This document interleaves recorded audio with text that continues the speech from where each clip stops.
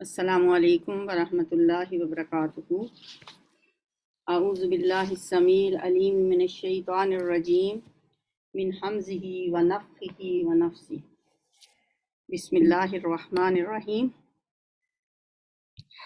ضرب لکم مثلا من انفسکم هل لکم مما ملکت ایمانکم من شرکاء فیما رزقناکم فانتم فیہ سواء تخافونہم کخیفتکم انفسکم کذالک نفصل الآیات لقوم یعقلون۔ اللہ تبارک و تعالی خود تمہاری اپنی ذات سے ایک مثال دیتا ہے، ایک مثال بیان کرتا ہے تمہارے لیے اپنی ذات سے، تمہاری اپنی ذات سے، کہ کیا تمہارے ان غلاموں میں سے جو تمہاری ملکیت میں ہیں، کچھ غلام ایسے بھی ہیں جو ہمارے دیے ہوئے مال و دولت میں تمہارے ساتھ برابر کے شریک ہو جائیں؟ کوئی برداشت کرتا ہے یہ بات؟ اور تم ان سے اس طرح ڈرتے ہو جس طرح آپس میں اپنے ہمسروں سے ڈرتے ہو۔ کیا اپنے غلاموں کے بارے میں تمہارا یہ رویہ کبھی ہو سکتا ہے؟ یہی بات پیچھے بھی ہم نے پڑھی تھی سورہ نحل میں، کہ جب تم اپنے مال میں اپنے غلاموں کو شریک نہیں کرتے ہو تو تمہاری سمجھ میں یہ بات کیسے آتی ہے کہ اللہ اپنی خدائی میں اپنے بندوں کو شریک کر لے گا؟ اس طرح ہم آیات کھول کر پیش کرتے ہیں ان لوگوں کے لیے جو عقل سے کام لیتے ہیں۔ توحید کے متعلق شرک کی نفی میں کتنی خوبصورت مثال دی ہے کہ تم تو خود یہ نہیں پسند کرتے کہ کوئی غلام تمہارے برابر کا ہو جائے، اور خود تم اللہ رب العزت کے برابر کے قرار دیتے ہو لکڑی، پتھر، مٹی کے بنے ہوئے بتوں کو، قبروں میں پڑے ہوئے انسانوں کو۔ کیا تمہاری عقل میں یہ بات نہیں آتی؟ لیکن یہ ظالم بے سوچے سمجھے اپنے تخیلات کے پیچھے چل پڑے ہیں۔ اب کون اس شخص کو راستہ دکھا سکتا ہے جسے اللہ ہی نے بھٹکا دیا ہو؟ فَمَن يَهْدِي مَنْ أَضَلَّ اللَّهُ، ایسے لوگوں کا تو کوئی مددگار نہیں ہو سکتا۔ وَمَا لَهُم مِّن نَاصِرِينَ فَأَقِمْ وَجْهَكَ لِلدِّينِ حَنِيفًا، اے نبی صلی اللہ علیہ وسلم یکسو ہو کر اپنا رخ اس دین کی سمت میں جما دیں، قائم ہو جائیں اس فطرت پر جس پر اللہ نے انسانوں کو پیدا کیا ہے۔ فطرت اللہ التی فطر الناس علیہا لا تبدیل لخلق اللہ،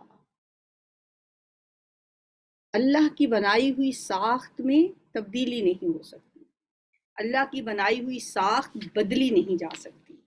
اس کا ایک معنی تو یہ ہے کہ اللہ نے انسان کو جیسے اپنا بندہ بنایا ہے اور اپنی بندگی کے لیے پیدا کیا ہے، وَمَا خَلَقْتُ الْجِنَّ وَالْإِنسَ إِلَّا لِيَعْبُدُونَ، یہ ساخت کسی کے بدلے بدل نہیں سکتی۔ انسان کی فطرت کے اندر اللہ نے یہ چیز ڈال دی ہے، رچ بس گئی ہے، کیونکہ انسان عہد الست کر کے آیا ہے اللہ سے۔ اللہ نے تمام روحوں کو جب پیدا کیا تھا ان سے پوچھا تھا الستُ بربکم، تو سب نے جواب دیا تھا، ان میں ہماری روحیں بھی تھیں، ہم سے پچھلوں کی بھی، اگلوں کی بھی، جتنے لوگوں نے دنیا میں آنا تھا سب سے اللہ تعالیٰ نے اپنی توحید اور کا عہد لیا تھا۔ تو وہ چیز بھی انسان کی فطرت کے اندر موجود ہے۔ نہ آدمی بندے سے غیر بندہ بن سکتا ہے کیونکہ اس کے اندر بندگی کا عنصر اللہ نے ڈالا ہے، اور نہ ہی کسی غیر اللہ کو معبود بنا لینے سے وہ حقیقت میں اس کا معبود بن سکتا ہے۔ جتنے مرضی معبود بنا لے انسان، لیکن حقیقت یہی ہے کہ وہ ایک اللہ کے سوا کسی کا بندہ نہیں ہے۔ یہ چیز اللہ نے اس کے اندر گوند دی ہے، اس لیے انسان کو سکون صرف ایک رب کے سامنے سر جھکانے سے ہی ملتا ہے۔ انسان کتنی ٹکریں مار لے ادھر ادھر، جہاں جہاں بھی پھر کے آ جائے، لیکن جب تک وہ ایک خدا کے آگے سر بسجود نہیں ہوتا اسے وہ قلبی سکون نصیب نہیں ہوتا، کیونکہ اس کی فطرت میں یہ چیز اللہ نے رکھ دی۔ اچھا، ایک اور مطلب بھی ہے اس آیت کا، لا تبدیل لخلق اللہ، اللہ کی بنائی ہوئی ساخت بدلی نہیں جا سکتی۔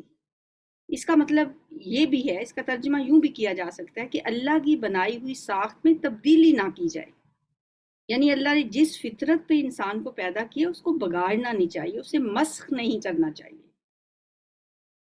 ذالک الدین القیم، یہی بالکل درست دین ہے، ولیکن اکثر الناس لا یعلمون، لیکن اکثر لوگ جانتے نہیں۔ منیبین الیہ واتقوہ، منیبین اللہ کی طرف رجوع کرتے ہوئے اور ڈرو اس سے اور نماز قائم کرو اور مشرکوں میں سے نہ ہو جاؤ جنہوں نے اپنا اپنا دین الگ بنا لیا ہے اور گروہوں میں بٹ گئے ہیں، ہر ایک گروہ کے پاس جو کچھ ہے وہ اسی میں مگن ہے۔ وَإِذَا مَسَّ النَّاسَ ضُرٌّ دَعَوْا رَبَّهُ مُنِيبِينَ إِلَيْهِ، لوگوں کا حال یہ ہے کہ جب انہیں کوئی تکلیف پہنچتی ہے تو اپنے رب کی طرف رجوع کر کے اسے پکارتے ہیں۔ منیب کہتے ہیں رجوع کرنے والا، اناب کا لفظ بھی اسی سے ہے۔ پھر جب وہ کچھ اپنی رحمت کا ذائقہ انہیں چکھا دیتا ہے تو یکا یک ان میں سے کچھ لوگ شرک کرنے لگتے ہیں۔ یعنی جب تکلیف انسان کو پہنچتی ہے اس وقت اسے کوئی یاد نہیں آتا سوائے اللہ کے، پھر یکسو ہو کر، منیب ہو کر، خالص اسی کی طرف جھک کر، اسی کی طرف اپنا رخ کر کے انسان اسے پکارتا ہے۔ پھر جب اللہ اپنی رحمت میں سے اسے کچھ مزہ چکھا دیتا ہے، ثم اذا اذاقهم منه رحمة اذا فريق منهم بربهم يشركون، پھر کچھ لوگ اپنے رب کے ساتھ شرک کرنے لگتے ہیں تاکہ ہمارے کیے ہوئے احسان کی ناشکری کریں۔ اچھا مزے کر لو، ان قریب تمہیں معلوم ہو جائے گا۔ کیا ہم نے کوئی سند اور دلیل ان پہ نازل کی ہے جو یہ شہادت دیتی ہو اس شرک کی صداقت پر جو یہ کر رہے ہیں؟ جب ہم لوگوں کو رحمت کا ذائقہ چکھاتے ہیں، فَإِذَا أَذَقْنَا النَّاسَ رَحْمَةً فَرِحُوا بِهَا، اتراتے ہیں اس پر، پھول جاتے ہیں، اور جب ان کے اپنے کیے کرتوتوں سے ان پر کوئی مصیبت آتی ہے تو یکا یک وہ مایوس ہونے لگتے ہیں۔ اذا ہم یقنطون، قنوطیت کا شکار ہو جاتے ہیں۔ کیا یہ لوگ دیکھتے نہیں ہیں کہ اللہ ہی رزق کشادہ کرتا ہے جس کا چاہتا ہے اور تنگ کرتا ہے جس کا چاہتا ہے؟ یقیناً اس میں بہت سی نشانیاں ہیں ان لوگوں کے لیے جو ایمان لاتے ہیں۔ فَآتِ ذَا الْقُرْبَى حَقَّهُ وَالْمِسْكِينَ وَابْنَ السَّبِيلِ، تو اے مومنو رشتہ دار کو اس کا حق دو۔ فَآتِ ذَا الْقُرْبَى، رشتہ دار کو اس کا حق دو۔ یہ نہیں فرمایا کہ رشتہ دار، مسکین، مسافر کو خیرات دو، حق دو۔ فَآتِ ذَا الْقُرْبَى حَقَّهُ وَالْمِسْكِينَ وَابْنَ السَّبِيلِ، اور مسکین اور مسافر کو اس کا حق دو۔ ہم انہیں جو دیتے ہیں ان پہ کوئی احسان نہیں کرتے، یہ ان کا حق ہے، یہ طریقہ بہتر ہے ان لوگوں کے لیے جو اللہ کی خوشنودی چاہتے ہیں، اور وہی فلاح پانے والے ہیں۔ جو سود تم دیتے ہو تاکہ لوگوں کے اموال میں شامل ہو کر وہ بڑھ جائے، اللہ کے نزدیک وہ نہیں بڑھتا۔ یہ پہلی آیت ہے سود کے بارے میں جو نازل ہوئی۔ پھر اس کے بعد سورہ آل عمران میں جو سود کے بارے میں جو آیات آئی ہیں اور سورہ بقرہ میں جو آئی ہیں وہ اس کے بعد آئی ہیں۔ یہ پہلی آیت تھی۔ اور جو زکوٰۃ تم اللہ کی رضا حاصل کرنے کے لیے دیتے ہو، اسی کے دینے والے در حقیقت اپنے مال بڑھاتے ہیں۔ وما آتیتم من زکوٰۃ تریدون وجہ اللہ، تم چاہتے ہو اللہ کی خوشنودی، یہی وہ لوگ ہیں ہم المضعفون جو بڑھاتے ہیں اپنا مال۔ اس سے کیا پتہ چلتا ہے کہ سود سے بظاہر مال ہمیں بڑھتا ہوا نظر آتا ہے لیکن حقیقت میں وہ بڑھتا نہیں ہے، اور زکوٰۃ دینے سے بظاہر مال کم ہو رہا ہوتا ہے۔ آپ کے پاس کوئی 4 لاکھ ہے، اس میں سے آپ نے 10,000 تو دینا ہے، بظاہر تو یہ لگے گا کہ آپ کا 10,000 چلا گیا، لیکن حقیقت میں اس میں اللہ برکت ڈال دیتے ہیں۔ اللہ الذی خلقکم ثم رزقکم ثم یمیتکم ثم یحییکم، وہ اللہ ہی ہے جس نے تمہیں پیدا کیا، پھر تمہیں رزق دیا، پھر وہ تمہیں موت دیتا ہے، پھر زندہ کرے گا۔ کیا تمہارے ٹھہرائے ہوئے شریکوں میں کوئی ایسا ہے جو ان میں سے کوئی بھی کام کرتا ہو؟ سبحانہ و تعالی عما یشرکون، پاک ہے وہ اور بہت بلند و برتر ہے اس شرک سے جو یہ لوگ کرتے ہیں۔ ظہر الفساد فی البر والبحر، فساد پھیل گیا ہے خشکی اور تری میں لوگوں کے اپنے ہاتھوں کی کمائی سے، تاکہ مزہ چکھائے ان کو ان کے بعض اعمال کا، شاید کہ وہ باز آ جائیں۔ یہ اشارہ تو اس جنگ کی طرف ہے جو اس زمانے میں دنیا کی دو عظیم سلطنتوں اور طاقتوں کے درمیان، یعنی ایران اور روم کے درمیان جو جنگ برپا تھی۔ لیکن مجھے ایسے لگتا ہے کہ یہ آیت ہمارے آج کے لیے نازل ہوئی ہے۔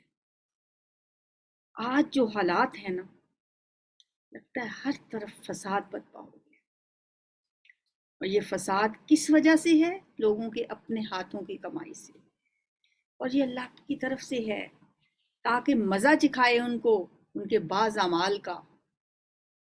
لِيُذِيقَهُمْ بَعْضَ الَّذِي عَمِلُوا، ہمارے اعمال ہی ایسے ہیں۔ لَعَلَّهُمْ يَرْجِعُونَ، شاید کہ وہ باز آ جائیں۔ قُلْ سِيرُوا فِي الْأَرْضِ، اے نبی صلی اللہ علیہ وآلہ وسلم ان سے کہہ دیجئے کہ زمین میں چل پھر کر دیکھو پہلے گزرے ہوئے لوگوں کا کیا انجام ہو چکا ہے۔ کانا اکثرہم مشرکین، ان میں سے اکثر مشرک ہی تھے، پھر ان کا انجام کیا ہوا یہ ذرا چل پھر کے دیکھو۔ اے نبی صلی اللہ علیہ وسلم اپنا رخ مضبوطی کے ساتھ جما دو اس دین راست کی طرف، قبل اس کے کہ وہ دن آ جائے جس کے ٹل جانے کی کوئی صورت اللہ کی طرف سے نہیں ہے۔ من قبل ان یاتی یوم لا مرد لہ من اللہ، اللہ کی طرف سے اس کے ٹل جانے کی کوئی صورت نہیں، وہ دن آ کے رہے گا۔ اس دن لوگ پھٹ کر ایک دوسرے سے الگ ہو جائیں گے، جس نے کفر کیا ہے اس کے کفر کا وبال اسی پر ہوگا، اور جن لوگوں نے نیک عمل کیا ہے وہ اپنے ہی لیے فلاح کا راستہ صاف کر رہے ہیں، تاکہ اللہ ایمان لانے والوں اور عمل صالح کرنے والوں کو اپنے فضل سے جزا دے۔ یقیناً وہ کافروں کو پسند نہیں کرتا۔ انہ لا یحب الکافرین، اس کی نشانیوں میں سے یہ ہے کہ وہ ہوائیں بھیجتا ہے بشارت دینے کے لیے اور تمہیں اپنی رحمت سے بہرہ مند کرنے کے لیے، اور اس غرض کے لیے کہ کشتیاں اس کے حکم سے چلیں اور تم اس کا فضل تلاش کرو اور اس کے شکر گزار بنو۔ ذرا سوچیں، اگر اللہ کچھ دیر کے لیے، دنوں کے لیے نہیں، گھنٹوں کے لیے بھی نہیں، کچھ منٹس کے لیے اگر ہوا بند کر دے، سوچیں ہمارا کیا حال ہو۔ یہی وہ ہوائیں ہیں جن کی وجہ سے سمندروں میں کشتیاں چلتی ہیں، یہی وہ ہوائیں ہیں جو بارش سے پہلے بارش کی نوید لے کر آتی ہیں۔ لعلکم تشکرون، تاکہ تم شکر گزار بنو۔ ہم نے تو کبھی یہ سوچا بھی نہیں ہوگا کہ ہوا بھی کوئی اللہ کی رحمت ہے، ہوا بھی کوئی اللہ کی نعمت ہے۔ ہوا نہ رہے تو کوئی ہمیں، ہماری زندگی یہاں پہ دنیا میں زمین پہ وجود ہی نہ ہو ہمارا۔ وَلَقَدْ أَرْسَلْنَا مِن قَبْلِكَ رُسُلًا إِلَىٰ قَوْمِهِمْ، اور ہم نے تم سے پہلے رسولوں کو ان کی قوم کی طرف بھیجا اور وہ ان کے پاس روشن نشانیاں لے کر آئے۔ پھر جنہوں نے جرم کیا ان سے ہم نے انتقام لیا، اور ہم پر حق تھا کہ ہم مومنوں کی مدد کریں۔ سبحان اللہ، خوش ہونا چاہیے مومنوں کو۔ وَكَانَ حَقًّا عَلَيْنَا نَصْرُ الْمُؤْمِنِينَ، اللہ کی مدد پانے کے لیے پھر کیا کرنا چاہیے؟ مومن بننا چاہیے۔ اللہ الذی یرسل الریاح، اللہ ہی ہے جو ہواؤں کو بھیجتا ہے اور وہ بادل اٹھاتی ہیں، پھر وہ ان بادلوں کو آسمان میں پھیلاتا ہے جس طرح چاہتا ہے اور انہیں ٹکڑوں میں تقسیم کر دیتا ہے۔ پھر تو دیکھتا ہے کہ بارش کے قطرے بادل میں سے ٹپکے چلے آتے ہیں، یہ بارش جب وہ اپنے بندوں میں سے جس پر چاہتا ہے برساتا ہے تو یکا یک وہ خوش و خرم ہو جاتے ہیں، حالانکہ اس کے نزول سے پہلے وہ مایوس ہو رہے تھے۔ دیکھو اللہ کی رحمت کے اثرات کہ مردہ پڑی ہوئی زمین کو وہ کس طرح زندہ کر دیتا ہے۔ سبحان اللہ، کیسے وہ زمین جو بنجر ہو چکی تھی، اس پہ زندگی کے کوئی آثار نہیں تھے، کیسے اس کے اندر سے نباتات اگنا شروع ہو گئیں، کیسے وہ اندر ہی پڑے ہوئے کوئی بیج کس طرح زمین پھبک اٹھی، لہلہا اٹھی اور اندر سے کوئی بیج نکل آئے جس سے زمین خوشحال ہو گئی۔ سبحان اللہ۔ پالتا ہے بیج کو مٹی کی تاریکی میں کون ہے وہ؟ مٹی کے اندر چھپے ہوئے بیجوں کو کون پالتا ہے؟ کون دریاؤں کی موجوں سے اٹھاتا ہے سحاب؟ کون لایا کھینچ کر پچھم سے باد سازگار؟ خاک یہ کس کی ہے، کس کا ہے یہ نور آفتاب؟ وہ اللہ ہی ہے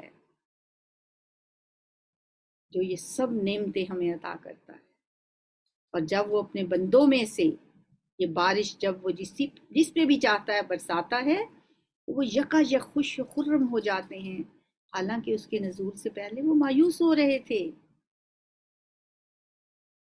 فانظر الی آثار رحمت اللہ، دیکھو اللہ کی رحمت کے اثرات کہ مردہ پڑی ہوئی زمین کو وہ کس طرح زندہ کرتا ہے۔ یقیناً وہ مردوں کو بھی زندگی بخشنے والا ہے۔ کیا اس سے سمجھ نہیں آتی؟ جو مردہ زمین کو زندہ کر لیتا ہے، کیا وہ مردوں کو زندہ نہیں کر سکے گا؟ وَهُوَ عَلَى كُلِّ شَيْءٍ قَدِيرٌ، اور وہ ہر چیز پہ قدرت رکھتا ہے۔ اور اگر ہم ایک ایسی ہوا بھیج دیں جس کے اثر سے وہ اپنی کھیتی کو زرد پائیں تو وہ کفر کرتے رہ جائیں گے۔ یعنی ہوائیں موافق ہوں، ہوائیں وہ ہوں جو فصلوں کو پھلنے پھولنے میں مدد دینے والی ہوں، لیکن اگر کبھی ایسی زہریلی ہوا اللہ بھیج دے، وہ ہوا جو گرم ہو، جو ایسا اثر رکھتی ہو کہ جس سے ان کی کھیتیاں زرد ہو جائیں، وَلَئِنْ أَرْسَلْنَا رِيحًا فَرَأَوْهُ مُصْفَرًّا لَظَلُّوا مِنْ بَعْدِهِ يَكْفُرُونَ، جس کے اثر سے وہ اپنی کھیتی کو زرد پائیں تو وہ کفر کرتے رہ جائیں گے۔ کفر کرتے، یعنی وہ اللہ کو کوسنے لگیں گے کہ یہ کیا ہو گیا، یہ کیا کر دیا اللہ نے ہمارے ساتھ۔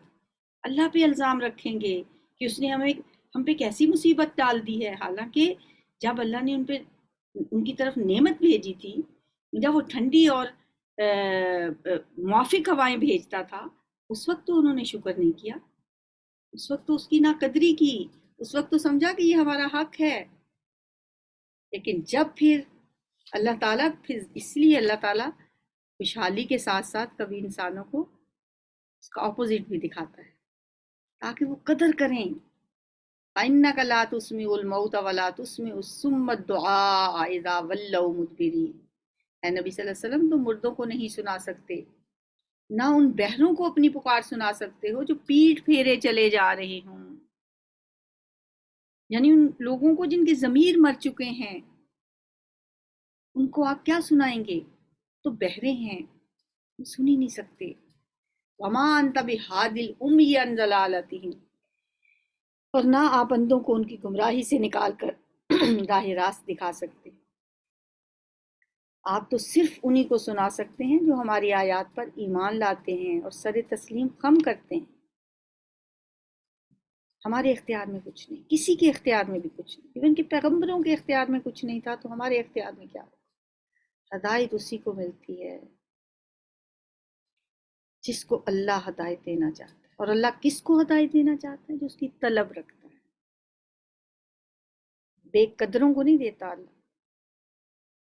اللہ الذی خلقکم من ضعف، اللہ وہ ہستی ہے جس نے تمہیں ضعف کی حالت سے پیدا کیا، یعنی کمزوری سے انسان کی ابتدا ہوتی ہے، ضعف کی حالت سے تمہاری پیدائش کی ابتدا کی، پھر اس ضعف کے بعد تمہیں قوت بخشی، پھر اس قوت کے بعد تمہیں ضعیف اور بوڑھا کر دیا۔ یہ ہے پورا سائیکل زندگی کا۔ خلقکم من ضعف، جب بچہ پیدا ہوتا ہے ذرا تصور کا، بے بس، لاچار، کچھ پتہ نہیں، ثم جعل من بعد ضعف، پھر آہستہ آہستہ اس میں قوت آنا شروع ہو جاتی، پھر پیک پہ پہنچ جاتا ہے جوانی پہ، ثم جعل من بعد قوت ضعفا، پھر اس قوت کے بعد پھر ڈکلائن آتا ہے، پھر کمزوری، پھر بڑھاپا. یخلق ما یشاء، وہ جو کچھ چاہتا ہے وہ پیدا کرتا ہے، اور وہ سب کچھ جاننے والا، ہر چیز پر قدرت رکھنے والا ہے. وَيَوْمَ تَقُومُ السَّاعَةُ يُقْسِمُ الْمُجْرِمُونَ، اور جب وہ گھڑی آئے گی، وہ ساعت آئے گی، تو مجرم قسمیں کھا کھا کر کہیں گے کہ ہم ایک گھڑی بھر سے زیادہ نہیں ٹھہرے. یہ جو پہاڑ جیسی زندگی کے دعوے کرتے ہیں نا ہم اس دنیا میں، یہ بڑی پہاڑ جیسی زندگی پڑی ہے. قیامت کے دن قسمیں کھا کھا کے کہیں گے کہ ہم تو دنیا میں ایک گھڑی بھی نہیں ٹھہرے. ما لبثوا غیر ساعت، ساعت ہوتے ایک سیکنڈ. کذالک کانوا یؤفکون، اسی طرح وہ دنیا کی زندگی میں دھوکہ کھایا کرتے تھے. مگر جو علم اور ایمان سے بہرہ مند کیے گئے تھے وہ کہیں گے کہ اللہ کے نوشتے میں تو تم روز حشر تک پڑے رہے ہو. لقد لبثتم فی کتاب اللہ الی یوم البعث فہذا یوم البعث، تو یہ وہی روز حشر ہے، لیکن تم جانتے نہ تھے. بس وہ دن ہوگا جس میں ظالموں کو ان کی معذرت کوئی نفع نہ دے گی اور نہ ان سے معافی مانگنے کے لیے کہا جائے. ہم نے اس قرآن میں لوگوں کو طرح طرح سے سمجھایا. وَلَقَدْ ضَرَبْنَا لِلنَّاسِ فِي هَذَا الْقُرْآنِ مِنْ كُلِّ مَثَلٍ، لیکن لوگ تو آپ دیکھیں پوری پوری زندگیاں گزار کے اس دنیا سے چلے ہی جاتے ہیں، وہ تو قرآن کھول کے سمجھنے کی کوشش ہی نہیں کرتے. اس دن پھر کیا جواب دیں گے وہ اللہ، جب اللہ کہے گا میں نے تو اس قرآن میں تمہیں ہر طرح سے سمجھایا تھا. وَلَقَدْ ضَرَبْنَا لِلنَّاسِ فِي هَذَا الْقُرْآنِ مِنْ كُلِّ مَثَلٍ، ہم نے اس قرآن میں طرح طرح سے سمجھایا، طرح طرح کی مثالیں دے کے. تم خواہ کوئی نشانی لے آؤ. جن لوگوں نے ماننے سے انکار کر دیا ہے وہ یہی کہیں گے کہ تم باطل پر ہو. اس طرح ٹھپا لگا دیتا ہے اللہ ان لوگوں کے دلوں پر جو علم نہیں رکھتے. كَذَلِكَ يَطْبَعُ اللَّهُ عَلَى قُلُوبِ الَّذِينَ لَا يَعْلَمُونَ فَاصْبِرْ، اے نبی صلی اللہ علیہ وسلم صبر کیجئے. ان وعد اللہ حق، یقیناً اللہ کا وعدہ سچا ہے. ولا یستخفنک الذین لا یوقنون، اور ہرگز نہ ہلکا پائیں آپ کو وہ لوگ جو یقین نہیں لاتے.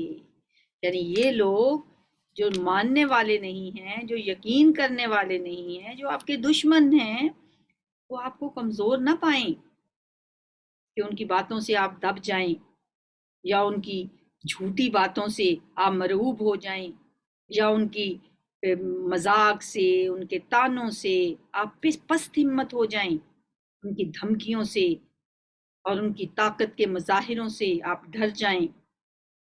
ایسا نہیں ہونا چاہیے. لا یستخفنک الذین لا یوقنون، یہ لوگ آپ کو ہلکا نہ پائیں، ڈٹ جائیں ان کے مقابلے میں. اس کے ساتھ ہی سورت ختم ہوتی ہے. اگلی سورت سورہ لقمان ہے. سورہ لقمان بھی مکی سورت ہے، 57 اس کا نمبر ہے، اور مصحف کی ترتیب میں اس کا نمبر جو ہے وہ ہے 31. یہ سورت بھی اپنے نام سے جو پتہ چلتا ہے کہ یہ سورت ایک شخصیت کے نام پہ ہے. لقمان ایک نہ تو نبی تھے نہ پیغمبر تھے، یہ صرف ایک حکیم تھے، اور اہل مکہ ان کو اچھی طرح سے جانتے تھے، اور کیونکہ شاعری بہت کرتے تھے اور شاعری میں اکثر وہ ایسے اپنے گزرے ہوئے لوگوں کی واقعات بیان کیا کرتے تھے. اس سورہ میں 34 آیات ہیں اور 4 رکوع ہیں. بسم اللہ الرحمن الرحیم. الف لام میم تلک آیات الکتاب الحکیم. الف لام میم یہ کتاب حکیم کی آیات ہیں، ہدایت اور رحمت نیکوکار لوگوں کے لیے. ہدم و رحمت للمحسنین، ہدایت ہے اور رحمت ہے محسنین کے لیے۔ یہ آیات آپ کو کچھ مانوس نہیں لگ رہی؟ الذین یقیمون الصلاۃ ویؤتون الزکاۃ وہم بالآخرۃ ہم یوقنون اولئک علی ھدی من ربہم واولئک هم المفلحون۔ کہاں پڑھی ہیں یہ آیات؟ سورہ بقرہ کی آیات سے بہت مشابہت ہے۔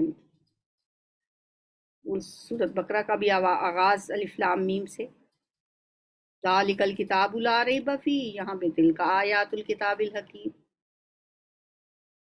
وہاں پہ ھدی للمتقین، یہاں ھدی و رحمت للمحسنین۔ محسنین کون ہوتے ہیں؟ وہاں متقین کی پھر صفات بتائی گئیں، یہاں محسنین کی۔ محسن کا درجہ متقی سے کچھ بڑھا ہوا ہے۔ تقوی انسان بڑھاتا رہے تو آخرکار وہ محسن کے درجے پہ فائز ہو جاتا ہے۔ تو محسنین کون ہوتے ہیں؟ جو نماز قائم کرتے ہیں، زکوٰۃ دیتے ہیں اور آخرت پہ یقین رکھتے ہیں، اور یہی وہ لوگ ہیں جو ہدایت پر ہیں، اور یہی لوگ فلاح پانے والے ہیں۔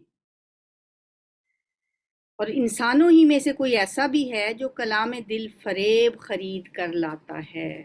یہ واقعہ ہے، بات ہے نضر بن حارث کی۔ نضر بن حارث ایک سردار تھا مکہ کا،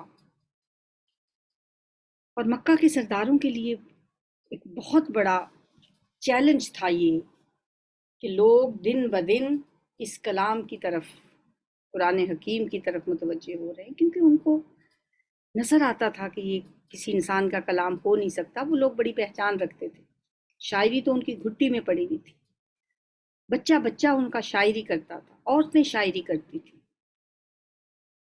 بہت یہ ایسے لوگ تھے کہ زبان دانی پہ ان کو بڑا ناز بھی تھا، اور بہت خوبصورت کلام لکھا کرتے تھے۔ حضرت عائشہ صدیقہ ایک دفعہ انہوں نے بھی ایک شعر کہا، اور بھی کہے ہوں گے لیکن میری نظر سے ہی گزرا، بہت پسند آیا مجھے۔ انہوں نے کہا لنا شمسم وللآفاق شمسن، ایک ہمارا سورج ہے اور ایک دنیا والوں کا سورج ہے۔ وشمسی خیر من شمس السماء، میرا سورج دنیا والوں سے بہت بہتر ہے۔ تو وہ لوگ جن کے بچے بچے شاعری کرتے تھے تو قرآن کو تو فوراً پہچان گئے وہ، لیکن وہی لوگ جن کی نصیبے میں تھا ہدایت پانا، اب لوگوں کا دن بدن قرآن کی طرف مائل ہونا ان کے لیے ایک بہت بڑا چیلنج بن گیا۔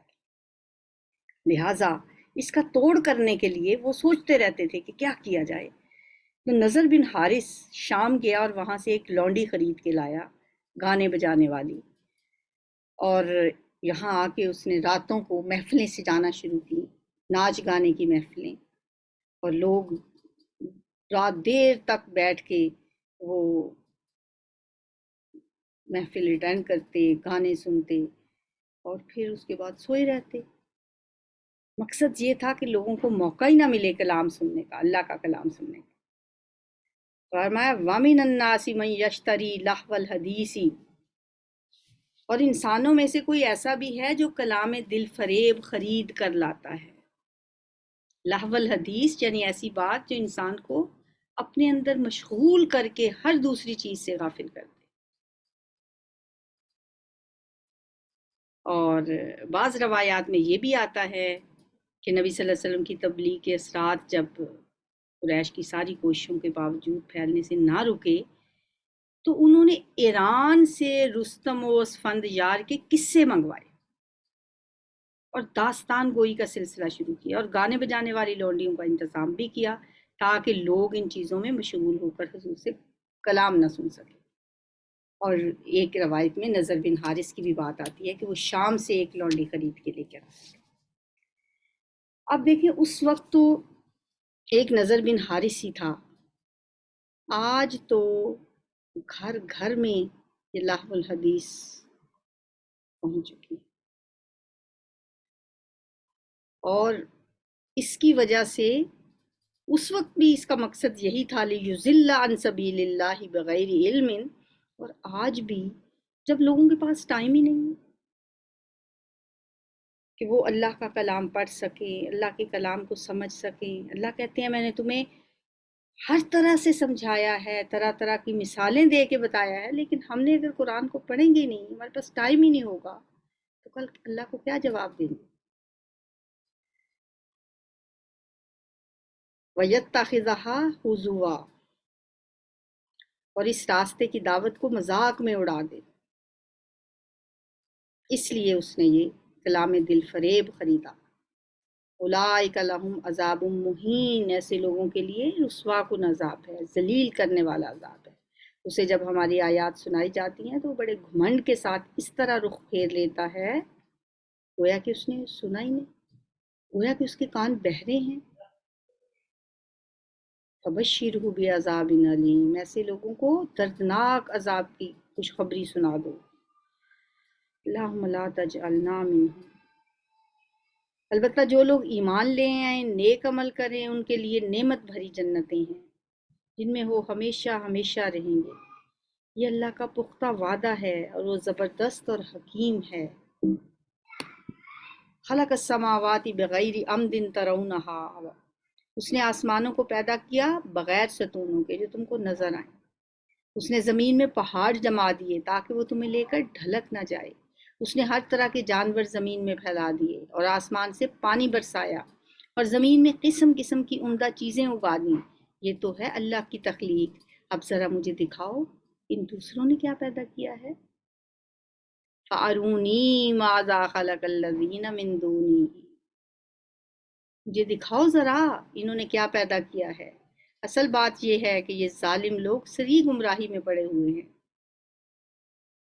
وَلَقَدْ آتَيْنَا لُقْمَانَ الْحِكْمَةَ أَنِ اشْكُرْ لِلَّهِ، ہم نے لقمان کو حکمت عطا کی کہ اللہ کا شکر گزار بنے۔ جو کوئی شکر کرے گا اس کا شکر اس کے اپنے ہی لیے مفید ہوگا۔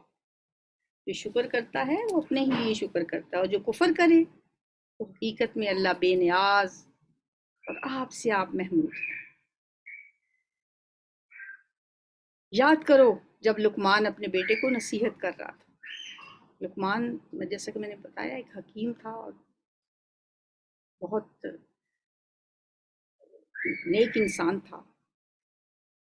حضرت لوگوں کو لقمان کی اپنے بیٹے کو کی ہوئی نصیحتیں اللہ تعالیٰ قرآن میں بیان کر کے یہ بتانا چاہتا ہے کہ جس کو تم ایک بہت بڑا حکیم سمجھتے ہو، دیکھو اس نے بھی وہی باتیں کی ہیں جو قرآن باتیں کرتا ہے۔